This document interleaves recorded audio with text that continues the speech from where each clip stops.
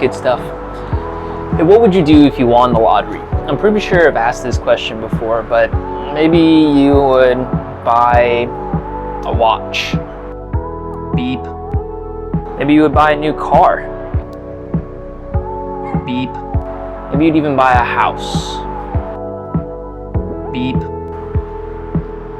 Now, I know that we've asked this question before, but it's something that I kind of think about a lot. And I think that we all probably do. Like, what would you do if you just had $1 billion overnight? I want to give you a scenario. Imagine you've been playing the lottery for a while. I don't really know how the lottery works, so just go with me here. You go in, you buy a few tickets, and you play a few numbers, but you never win. Then one day a guy shows up and he's like, hey, go buy one more ticket, use these numbers. And you go, you buy the ticket, you use the numbers that he told you, and you end up winning big. Like the whole big enchilada, you win it. Now the question is, do you just shoot, thank you dude, I'm gonna take the money?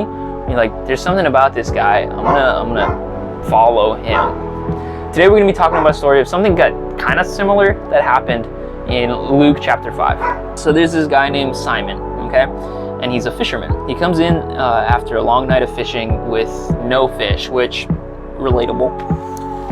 And Jesus is there talking to people.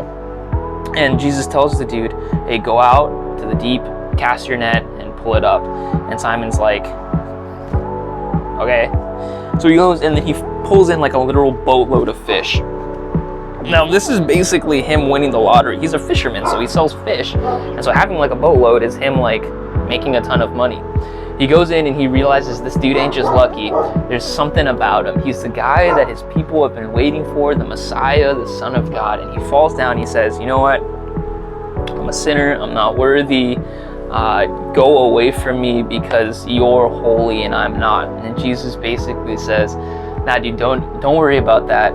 Come with me. Simon gets up and leaves his things, his boat, his nets, the things that he's worked his whole life for.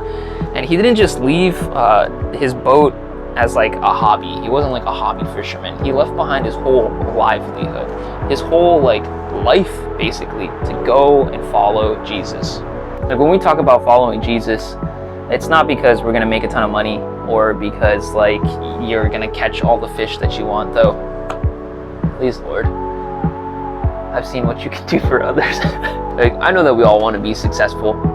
We all want to do well. We all have like plans for our lives, and following Jesus doesn't mean you can't do that. But the real question is, when it comes down to it, are you going to choose to follow Jesus over what you may want? Are you going to choose to love people when they do bad to you? Are you going to choose to be kind and patient and loving to others?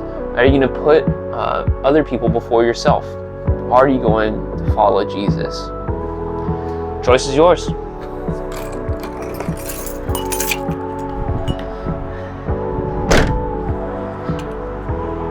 See you on Friday.